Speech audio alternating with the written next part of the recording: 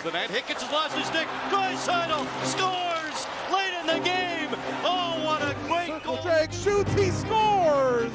Landon DuPont, a highlight. You'll notice that certain players would cause an immense change to the entire hockey landscape. When the rumbling of the next phenom, Connor McDavid, started to gain prominence in North America, we would see a significant increase in minor hockey players. Tens of thousands of players who only started to play hockey because of the McDavid effect. When Gretzky got traded to the Kings, it would single-handedly lead to the creation of many NHL teams. Without him, it's possible that teams like the Coyotes, Sharks, Ducks, even the Vegas Golden Knights just don't exist, or at the very least, don't exist for years, if not decades. Like seriously, Gretzky going down south was the sole reason to why Austin Matthews had an interest in hockey. And more recently, we've been seeing the evolution of the offensive defenseman. On this graphic, the y-axis represents the average amount of points that the leading defenseman had from each year, averaged throughout a decade. So from 1940 up until 1949, the leading scorer from the blue line averaged 35.1 points. In the 50s, we would see an uptick to 48.3. In the 60s, we would see a slight increase to 53.5. And then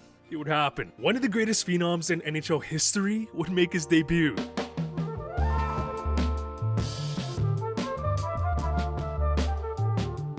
Because I kid you not, after the dominance of Bobby Orr, we would see scoring double from 53.5 to 111.2. To put this into perspective, the leading scorer in 1966 was Pierre Pilot, who would put up a grand total of 36 points. And just 5 years later, Bobby Orr would score 139 points. Before the arrival of Bobby Orr, nobody thought that this dominance from the blue line was even possible. It was unthinkable. And even though Orr's career was sadly cut short due to injuries, he would create a legacy that evolved the entire position of a defenseman. And today's video is sponsored by HelloFresh. On the menu today, we have some beef and pork bulgogi bowls. How do you think I'll do? HelloFresh has easy to follow recipes with pre-portioned ingredients delivered fresh. So no last minute grocery runs, just choose your delivery day, open your box, and get cooking.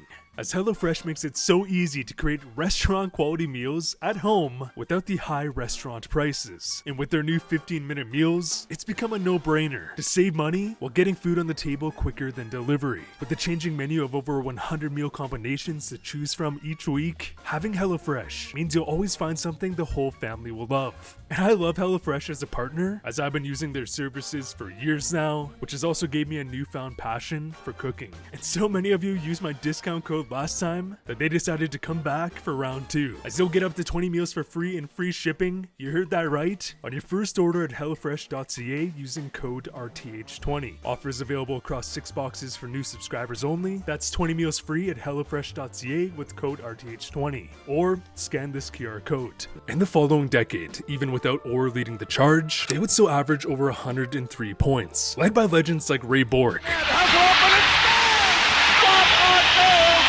Paul Coffey, Here comes Coffey. Coffey, great run. Scores! Great goal! In the 90s, we would see a new style of defenseman arise, as we would see the introduction of players like Brian Leetch, Al McInnes. He shoots. Broke the glass. He broke the glass behind the net.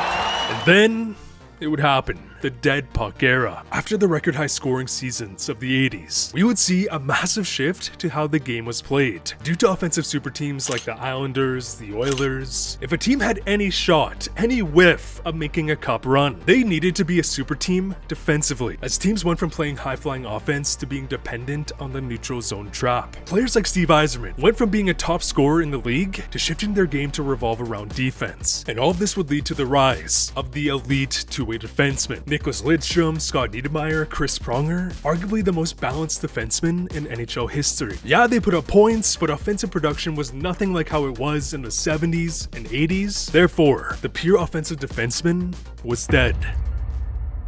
Wait, no. In the 2010s, we would see several breakout stars from the blue line like Erik Karlsson, Brent Burns, Mike Green, PK Subban. Subban, le tir et le but!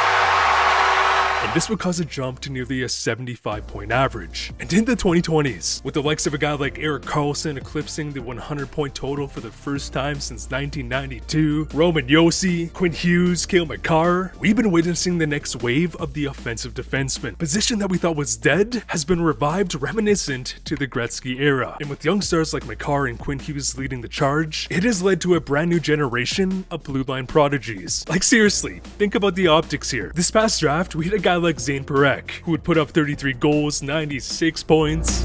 Up to the point, Parekh looking, taking a shot, and he scores!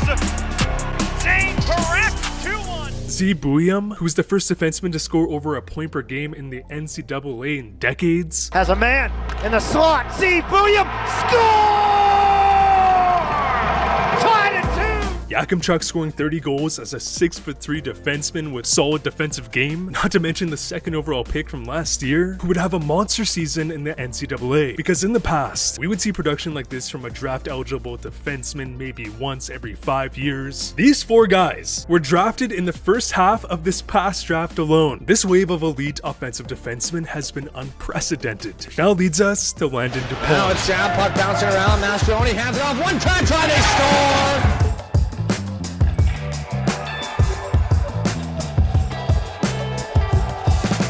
This past season, Landon DuPont at the age of 14 would be the first defenseman granted exceptional status in the WHL, aka he will now play games as a 15-year-old against guys upwards of 21, which will also make him the youngest defenseman to ever play a game in the CHL, where he would of course be drafted first overall by Everett. And what makes DuPont so special as a prospect is that he's the first defenseman in the CHL to get exceptional status due to his elite offensive game. Yeah, a guy like Ekblad could put up points, but him and Sean Day were more so granted exceptional status due to their freak of nature size and physicality. Because, and get this, DuPont at the age of 14 would make the Edge U18 AAA team. And not only did he make the team, no, he would lead the team in scoring by over 20 points. As a 14-year-old, he would lead all D-men in scoring and was just 2 points shy of leading the entire league. And the player who led the league in scoring was 18 by the end of the season. So to put this into perspective, DuPont would put up 2.06 points per game. And if we compare this with other top defensemen in the NHL, it paints a better picture. Cale Makar, when he was a year older, would put up 0.16 points per game in his 6-game call-up. At age 16, so 2 years older, he would put up 0.77 points per game.